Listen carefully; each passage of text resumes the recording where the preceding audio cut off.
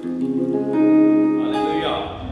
एक बार फिर से आप सब लोगों का स्वागत है और हम बहुत ज़्यादा परमेश्वर के बेशकीमती वचनों को सीख रहे हैं, है ना।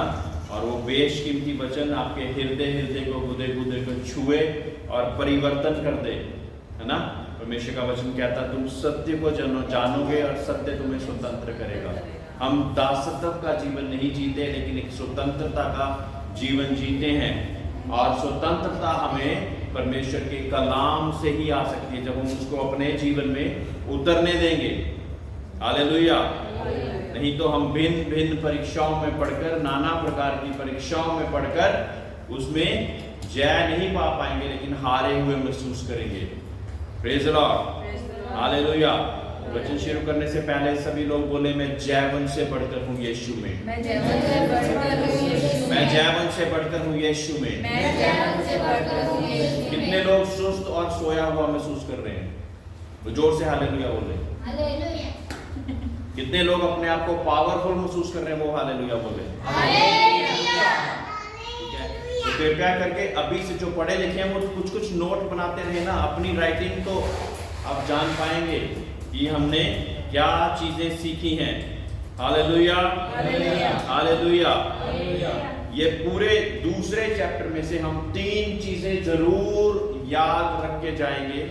वो 3 चीजें क्या है? पक्षपात, बिना पक्षपात के हमने कैसे काम करना है, और व्यवस्था, और उसके बाद अनुग्रह में क्या फर्क है। ठीक है। और तीसरी बात हम सीखेंगे विश्वास के बारे में। ठीक है। पहली बात हम सीखेंगे बिना पक्षपात के काम कैसे करना है। दूसरी बात हम सीखेंगे कि एक व्यवस्था थी, एक लॉ था, पुराने ऐहदनामे में व्यवस्था के अनुसार सभी लोग चलते थे और हम अब अनुग्रह के नीचे हैं। तो इसमें क्या फर्क क्या है दोनों चीजों में। और तीसरी बात हम सीखेंगे कि विश्वास क्या है। हालेलुया। ये दूसरे चैप्टर में, याकूब की पत्री में दूसरे चैप्टर में परमेश्वर ने यही चीजों को सिखाने की अपने दास के द्वारा कोशिश की है। हालेलुया। पहली आयत से हम पढ़ेंगे, हे मेरे भाइयों, हमारे महामयुक्त प्रभु यीशु मसीह पर तुम्हारा विश्वास पक्षपात के साथ ना हो। हालेलुया। क्योंकि यदि एक पुरुष सोने के छल्ले और सुंदर वस्त्र पहने हुए आए और एक कंगाल आए और तू वहां अच्छी जगह बैठ, और अच्छा जो व्यक्ति पहन के आ रहा है उसको कहे तू अच्छी जगह बैठ, और कंगाल से कहें कि तू यहाँ खड़ा रह या मेरे पाँव में बैठ जा, तो क्या तुमने आपस में भेदभाव ना किया और बुरे विचार से न्याय करने का ठहरे। हालेलुया। हालेलुया। परमेश्वर के साथ हम कई बार जो अच्छे कपड़े पहनते, जो बहुत ज्यादा अमीर हैं, उनको ज्यादा महत्व देते, लेकिन जो गरीब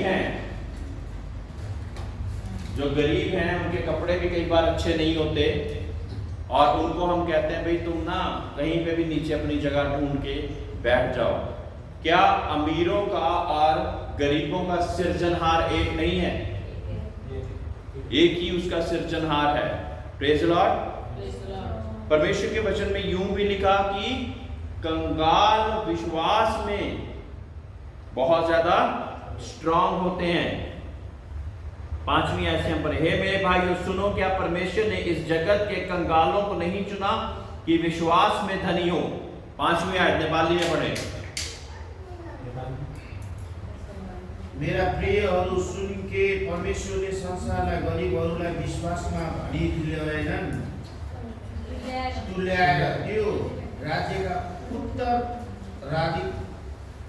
उत्तराधिकारी हुनलाई चुन्नु भएन र यो राज्य उहाँलाई प्रेम गर्नेहरूलाई उहाँले दिने प्रतिज्ञा गर्नुभएको होइन र। हालेलुया। अब सोचिए, है दुनिया में कंगाल लेकिन विश्वास में क्या है? धनी है वो व्यक्ति। हालेलुया, है ना।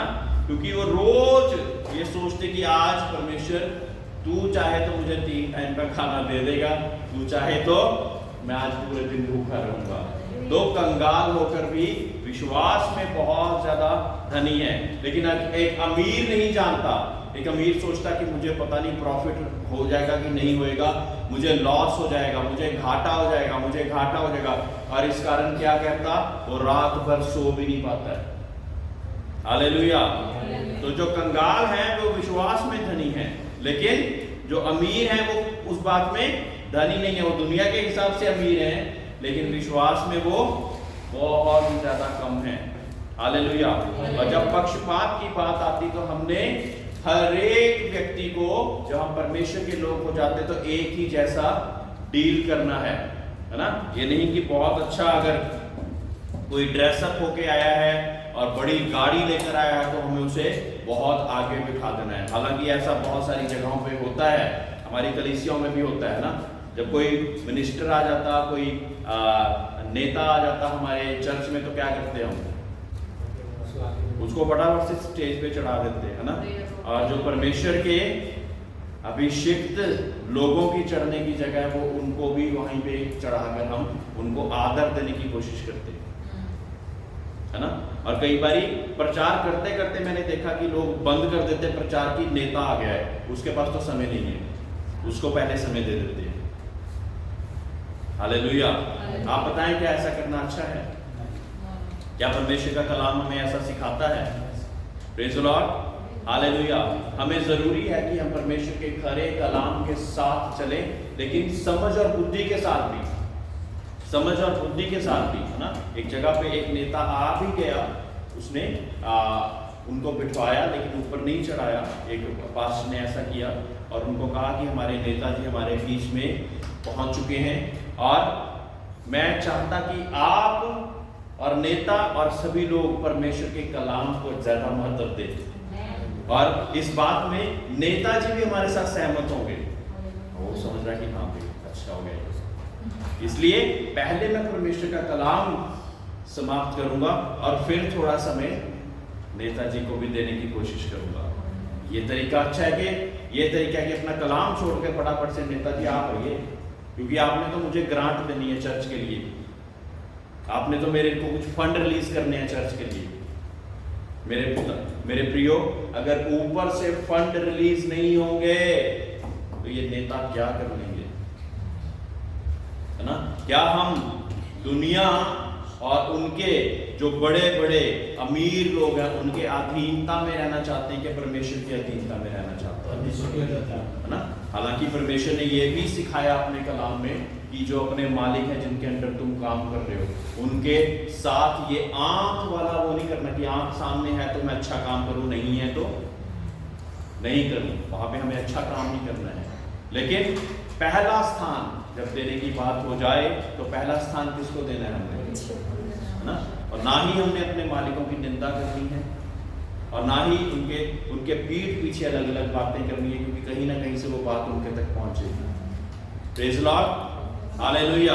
तो ये बात हुई पक्षपात। बिना पक्षपात के परमेश्वर चाहता कि हम कार्य करें। जब हम न्याय करने के लिए, है ना, अभी दुनिया में हमें न्याय करने के लिए नहीं बोला गया, क्योंकि परमेश्वर कहता कि न्याय ना कीजिए ताकि तुम्हारा भी न्याय ना हो जाए। जिस तोल से तुम तोलते हो ना, उसी तोल से तुम्हारे लिए भी तोला जाएगा।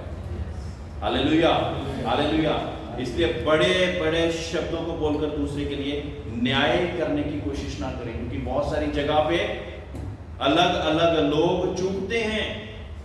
तो जब हम दूसरे का न्याय करेंगे तो हमारा भी न्याय कोई ना कोई करेगा। हालेलुया। हालेलुया।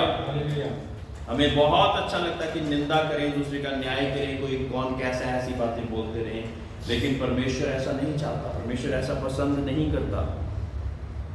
6वीं आयत, पर तुमने उस कंगाल का अपमान किया, क्या धनी लोग तुम पर अत्याचार नहीं करते? और क्यों वह तुम्हें कचहरियों में घसीट घसीट कर नहीं ले जाते? क्या वह उस उत्तम नाम की निंदा नहीं करते जिसके तुम कहलाते हो? हालेलुया। तो भी यदि तुम पवित्र शास्त्र के इस वचन के अनुसार कि तुम अपने पड़ोसी से अपने समान प्रेम रखना सचमुच उस राज्य व्यवस्था को पूरा करते हो तो अच्छा ही करते हो। पर यदि तुम पक्षपात करते हो तो पाप करते हो और व्यवस्था तुम्हें अपराधी ठहराती है। हालेलुया। अगर हम पक्षपात करते हैं तो परमेश्वर कहता कि तुम पाप करते हो, है ना। एकदम से कितनी बड़ी बात कह दी। अगर हम पक्षपात करते हैं तो हम क्या करते हैं? अपराध करते हैं। और परमेश्वर कहता कि पापियों की जगह तो नरक में है ना। और व्यवस्था हमें अपराधी ठहराई, क्योंकि जो कोई सारी व्यवस्था का पालन कर ले पर एक ही बात में चूक जाए तो वह सब बातों में दोषी ठहरेगा। ठीक है।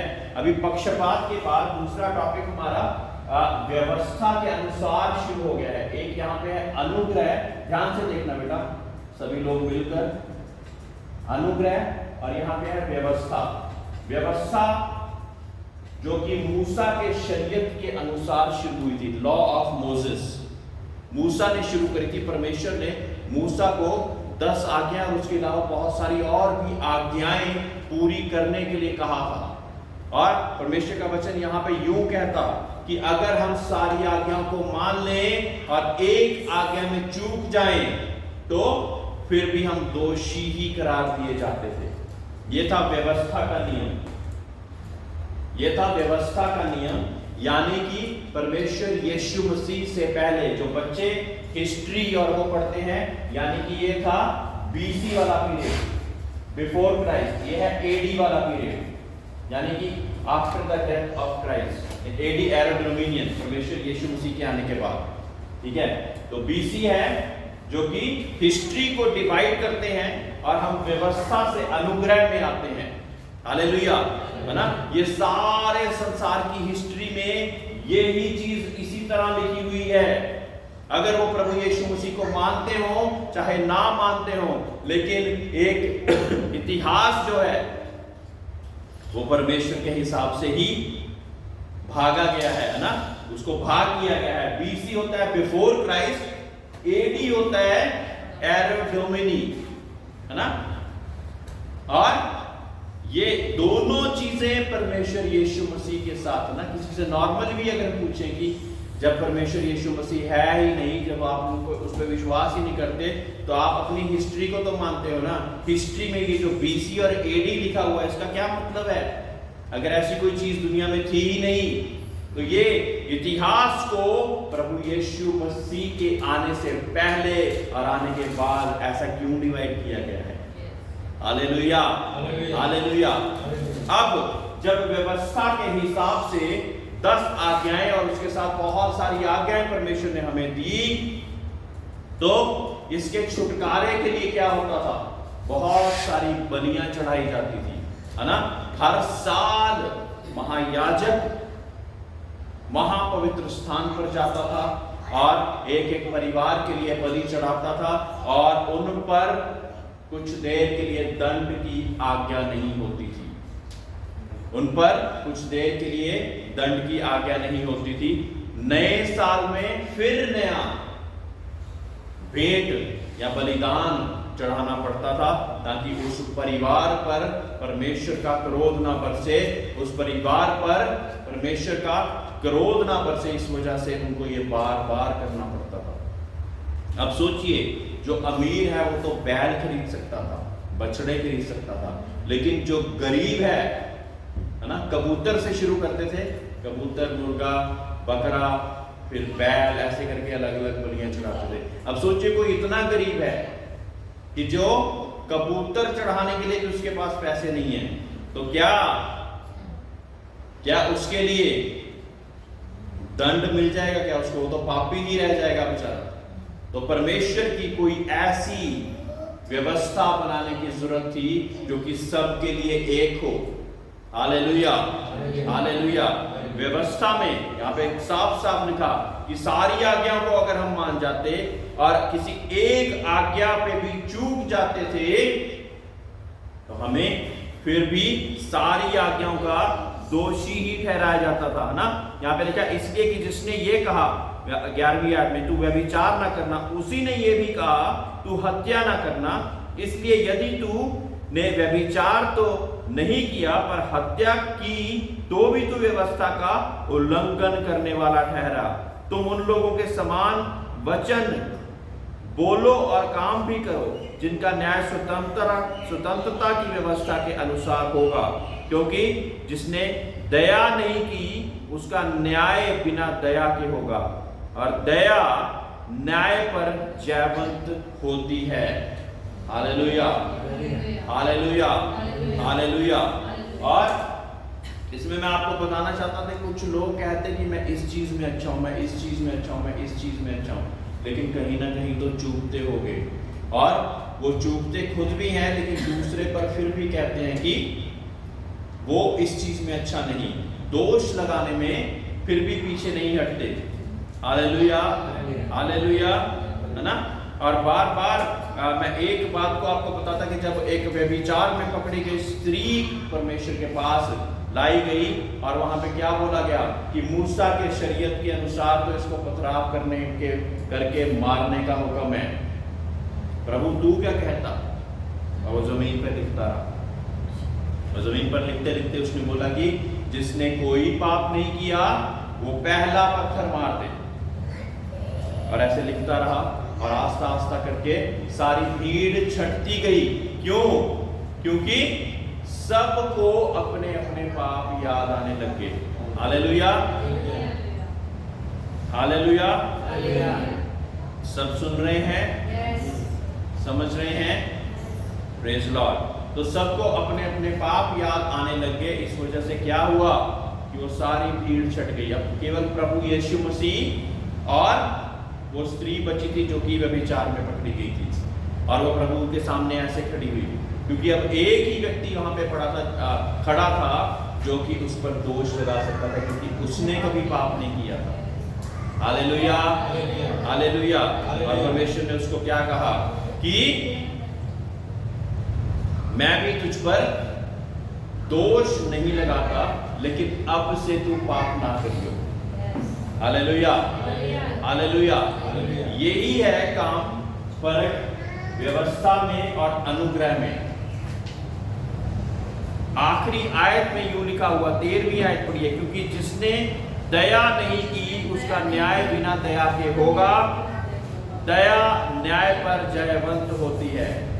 हालेलुया। जहां पर हमारा न्याय हो रहा था और यहां पे दया आ गई। दया प्रभु यीशु मसीह के द्वारा आई, और न्याय मूसा के द्वारा आया था। Praise the Lord, hallelujah. न्याय व्यवस्था ये मूसा के द्वारा आया था, लेकिन दया किसके साथ आई? प्रभु यीशु मसीह के साथ। और प्रभु यीशु मसीह कहता कि इन पर दया की जाए। हालेलुया, दया की जाए, दया की जाए। तो जब हम प्रार्थना करते हैं ना, दो व्यक्ति परमेश्वर के भवन में प्रार्थना करने आए, एक चुंगी लेने वाला था और एक धर्मी जन था। धर्मी जन दोष लगाकर चुंगी वाले पे क्या कहता कि मैं इसके जैसा नहीं हूं, मैं तो उपवास रखने वाला, दान दशमान देने वाला व्यक्ति हूं, मैं रेगुलर तेरे भवन में आने वाला व्यक्ति हूं, और अपनी विनतियां फिर परमेश्वर के सामने रखने लगा। लेकिन जो चुंगी लेने वाला था उसने क्या कहा? कहते कि उसने अपनी आंखें भी पूरी तरह परमेश्वर के सिंहासन के सामने ऐसे उठाने का अपने आप को योग्य नहीं समझा, और वहीं से कहने लग गया, परमेश्वर मुझ पर दया कर, have mercy on me O Lord, have mercy on me O Lord. और उसने कहा परमेश्वर मुझ पर दया कर। और फिर परमेश्वर ने उन लोगों से पूछा कि आप क्या सोचते हैं कि कौन अपने प्रार्थनाओं से संतुष्ट होकर कर गया होगा? हाँ? जिसने ये कहा कि परमेश्वर मुझ पर दया कर। Hallelujah, hallelujah. मेरे प्रियो, न्याय के द्वारा हम नाश हो जाते, लेकिन ये परमेश्वर की दया और अनुग्रह है जिसके द्वारा हम बचाए जाते हैं। Praise the Lord, hallelujah. दया और अनुग्रह है जिसके द्वारा हम बचाए जाते, क्योंकि हजारों 24 घंटे में से हजारों सेकंड्स हमारे पास होते, उसमें से क्या आप सोचते कि एक भी क्षण हमारा मन इधर का उधर नहीं गया होगा क्या? लेकिन ये परमेश्वर की दया है और उसका अनुग्रह है, जिसके द्वारा हम जब उसके सिंहासन के सामने आते, दुआओं प्रार्थनाओं के साथ आते और कहते परमेश्वर मुझ पे दया कर, मुझे तू क्षमा कर।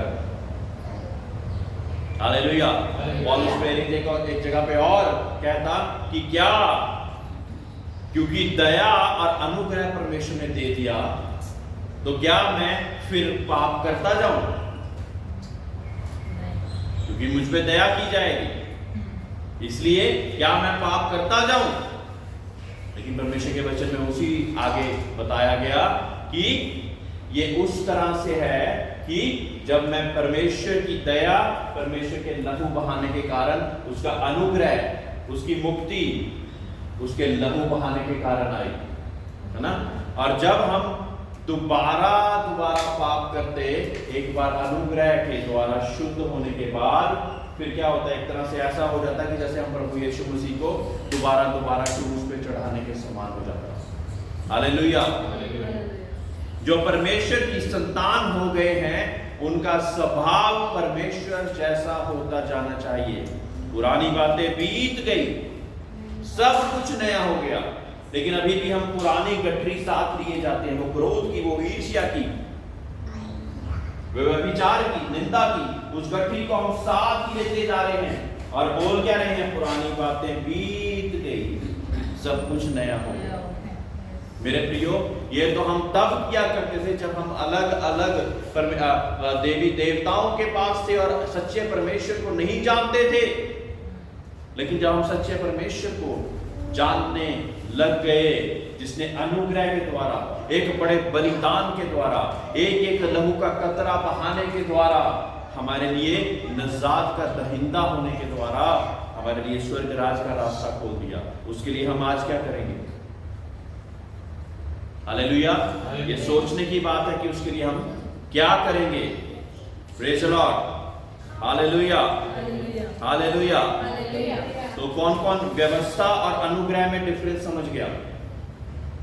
ये व्यवस्था किसने दी थी? अनुग्रह किसके द्वारा आया? यीशु मसीह के द्वारा। उनके दोनों के ऊपर परमेश्वर ही था। Hallelujah, hallelujah, hallelujah. लेकिन परमेश्वर क्योंकि हमसे इतना ज्यादा प्यार करता, वो नहीं चाहता था कि सारी जनता हमेशा नष्ट होती जाए। सबसे पहले पृथ्वी नष्ट कैसे हुई थी? जल प्रलय के द्वारा। सदोम और गमोरा कैसे नष्ट हुआ था? आग और दलदल के द्वारा, है ना। और परमेश्वर नहीं चाहता कि ऐसे देश के देश मुझे पूरे के पूरे तबाह करने पड़ जाएं। इसलिए परमेश्वर ने एक नया नियम निकाला और वो प्रभु यीशु मसीह के द्वारा हमारे जीवन में आ गया, जो कि हम अनुग्रह के द्वारा एक माफी मांग कर हम परमेश्वर के सामने आ जाते।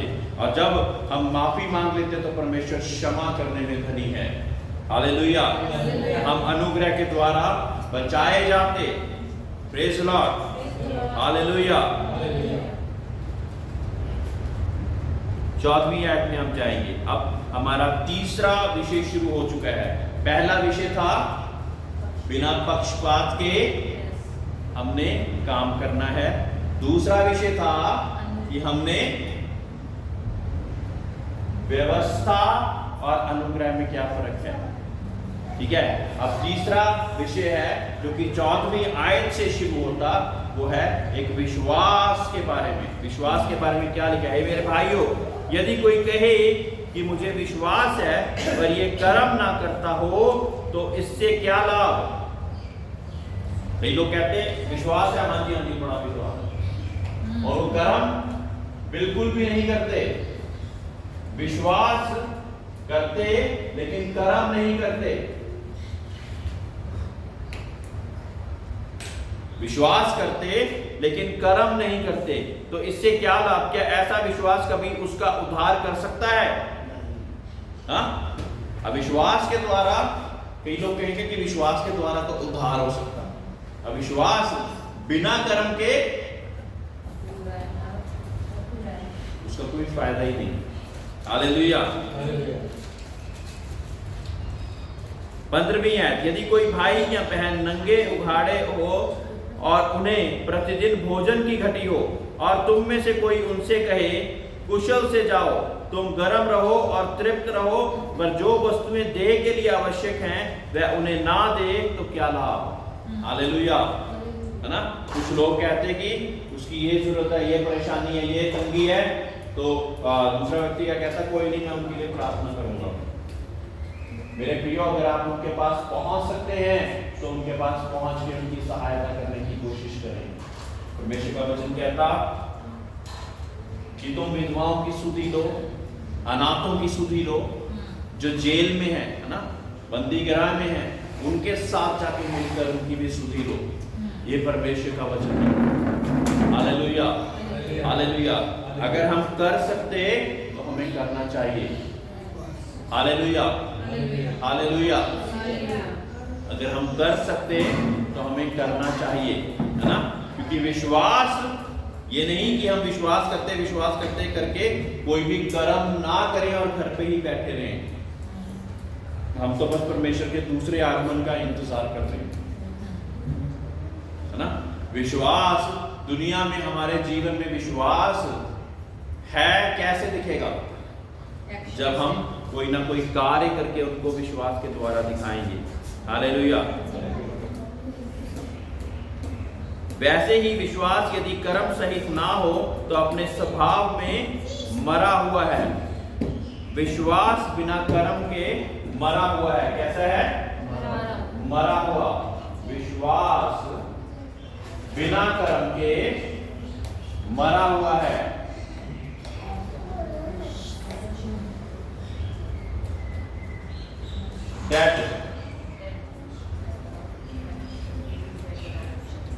तो हम अगर मुंह से ही बोलते रहे विश्वास कर रहे हैं और कर्म ना करें तो भी अच्छा नहीं है, बिल्कुल भी अच्छा नहीं, क्योंकि हमारा विश्वास एक तरह से मरा हुआ है ना।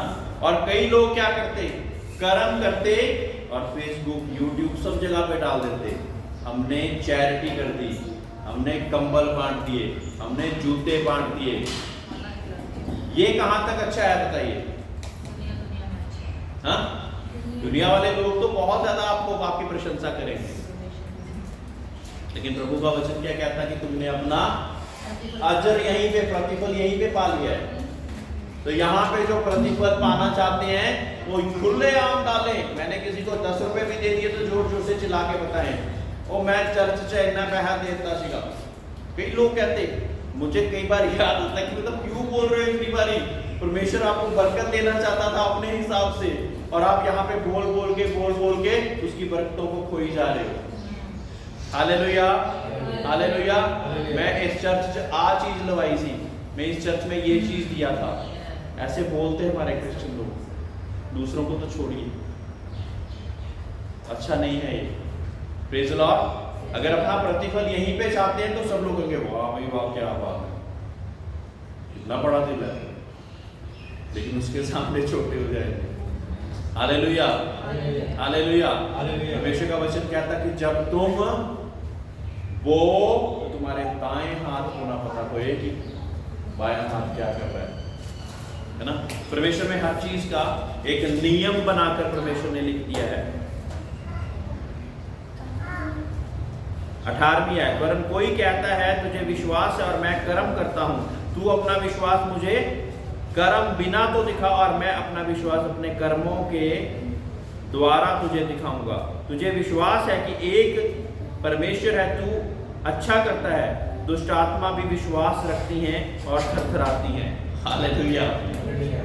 और कितनी जबरदस्त बात यहाँ पे बोल दी है, क्योंकि तुम कहते हो कि विश्वास है तुम्हें कि मुझे मैं परमेश्वर है कोई, अगर तुम यहीं तक सीमित हो ना और कोई कर्म नहीं कर रहे, तो कहते हैं दुष्ट आत्माओं को भी पता है कि परमेश्वर है। जब प्रभु यीशु मसीह किसी दुष्ट आत्मा के पास जाता था तो वो जोर से चिल्लाना शुरू कर देते थे, हे परमेश्वर के बेटे मुझ पर दया कर, तू मुझे मौके से पहले, समय से पहले मुझे नष्ट करने क्यों आ गया? तो दुष्ट आत्माएं भी जानती कि कौन परमेश्वर का है ना, कौन परमेश्वर का है, और वो परमेश्वर को भी, सच्चे परमेश्वर को भी जानती है ना। कई बारी जब हम डिलीवरेंस का कार्य करते हैं तो उनसे पूछते कई बारी कि क्या आप मुझे ही देख रहे हो कि कुछ और चीजों को भी देख रहे हैं। तो वो दुष्ट आत्माएं कहते हैं, जब ऐसे नजर घुमाती तो कहते कई बार कहते कि मैंने प्रभु यीशु मसीह को आपके साथ खड़े हुए देखा। कई दुष्ट आत्माएं कहती बहुत सारे फरिश्ते हैं यहाँ पर, मुझे तबाह मत करो। हालेलुया, ये प्रैक्टिकल एक्सपीरियंस है। Praise the Lord, hallelujah hallelujah. तो हमारा विश्वास उससे ऊपर है, हमारा विश्वास उससे ऊपर है, क्योंकि हम कर्म करते, वो सिर्फ ये जानते कि प्रभु परमेश्वर है, लेकिन अपने कर्म उसके अनुसार नहीं करते। हम में और उनमें क्या डिफरेंस है कि हमको विश्वास भी है और हम अपने कर्म भी परमेश्वर के अनुसार करते, इसलिए हम उनसे फर्क हैं। Hallelujah hallelujah.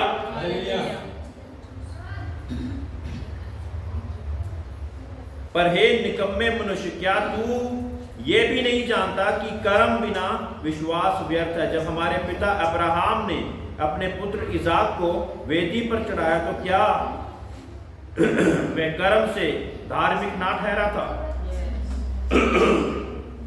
अब्राहम को विश्वासियों का पिता कहा गया है। क्या कहा गया है? अब्राहम को विश्वासियों का पिता कहा गया है। लेकिन विश्वासियों का पिता अगर विश्वास को केवल ये सोच के घर बैठा रहता और कोई भी कर्म जब परमेश्वर करने को कहता और ना करता तो क्या होता? फिर वो विश्वासियों का पिता कहलाता क्या? है ना। जब परमेश्वर ने उससे उसके इकलौते पुत्र की कुर्बानी मांग ली तो क्या कर दिया? एक भी सवाल बिना किए वो परमेश्वर के पास गया, परमेश्वर के पास गया और उस कुर्बानी देने के लिए वो तैयार हो गया। Praise the Lord. हमारी विश्वास की जब परीक्षा हो तो हम अधूरे ना ठहरे, हम विश्वास में एक जयवंत से बढ़कर होकर परमेश्वर के नाम से देखे जाएं। Hallelujah hallelujah hallelujah. इस जगह पर विश्वास विश्वास कहते हैं, लेकिन जिनका विश्वास केवल जिन्होंने सिर्फ ये चिन्ह चमत्कारों के कारण विश्वास किया है ना, और वचन का ज्ञान नहीं, दुष्ट लोग आते और उनके साथ वाद विवाद करते और उनको बताने के लिए उनके पास कुछ भी नहीं होता, केवल ये बता सकते हैं, लेकिन उसको भी अच्छी रीति से बता देते, वो भी बहुत बड़ी बात है कि जो मेरी चंगाई दी है, जो पूरे संसार के देवी देवता नहीं दे पाए, वो प्रभु यीशु मसीह ने दे दी है। क्या इससे बड़ी कोई और बात है? Hallelujah hallelujah. लेकिन अगर वचन होगा तो बाकी विवादों का भी आंसर दे पाएंगे वो, है ना। नहीं तो कम से कम अपनी गवाही को मजबूत कर जरूर बता सकते हैं। Hallelujah hallelujah. और पवित्र शास्त्र का ये वचन पूरा हुआ, अब्राहम ने परमेश्वर पर विश्वास किया और उसके लिए वो धर्म गिना गया और वह परमेश्वर का मित्र कहलाया। हालेलुया। ये कितनी बड़ी बात है कि अगर हम विश्वास के साथ कर्म करते तो हम धार्मिक ठहरते। विश्वास के साथ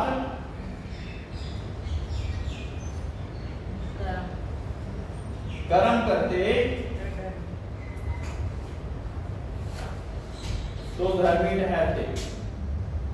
तो जो विश्वास के साथ कर्म नहीं कर रहे और कहते हैं हम क्रिश्चियन है क्रिश्चियन है क्रिश्चियन है, तो क्या वो धर्मी है? हाँ, वो कहां से धर्मी हो गए? परमेश्वर के वचन में तो साफ साफ लिखा हुआ कि विश्वास के साथ जो कर्म करा उसी को परमेश्वर ने एक धर्मी जन होके कहा और विश्वासियों का पिता कह के ठहरा दिया, और उसका नाम था अब्राहम। Hallelujah hallelujah. जिसको बोल दिया था कि तेरी संतान रेत के किनकों के समान होगी, और 90 वर्ष की सारा और 100 वर्ष का अब्राहम, तब तक कोई संतान ही नहीं थी। और जब संतान हुई तो विश्वास की एक और परीक्षा परमेश्वर ने ली और उसके पुत्र इसाक की कुर्बानी को मान लिया, और फिर भी बिना कुछ कहे वो उस कुर्बानी को देने के लिए भी तैयार हो गया। हालेलुया। इस प्रकार तुमने देख लिया कि मनुष्य केवल विश्वास से ही नहीं वरन कर्म से भी धर्मी ठहरता है। वैसे ही रहब वेश्या भी जब उसने दूतों को अपने घर में उतारा और दूसरे मार्ग से विदा किया, तो क्या कर्मों से धर्मी ना ठहरी? अब जैसे देह आत्मा बिना मरा हुआ है, वैसे ही विश्वास भी कर्म बिना मरा हुआ है। हमारी देह में अगर आत्मा नहीं, हमें मरा घोषित कब किया जाता? जब हमारी आत्मा निकल जाती। सोचिए, देह और प्राण तब भी यही होते क्या? आत्मा निकल जाती तो क्या हो जाता? हमें डेड घोषित किया जाता, ये तो मर गया, इसकी आत्मा निकल गई। पर लोक सुधार गया, पूरा हो गया, ऐसे शब्द बोलते हैं ना। तो आत्मा निकल जाती है तो क्या होता है? उसको मरा घोषित करते हैं। उसी रीति से खास तौर से जोर डालकर प्रभु के दास ने क्या बोला है कि उसी रीति से अगर हमारे जीवन में विश्वास करते हैं और कर्म नहीं है, तो वो एक तरह से मरा हुआ ही विश्वास है। Hallelujah, hallelujah. सभी लोग खड़े हो जाएंगे।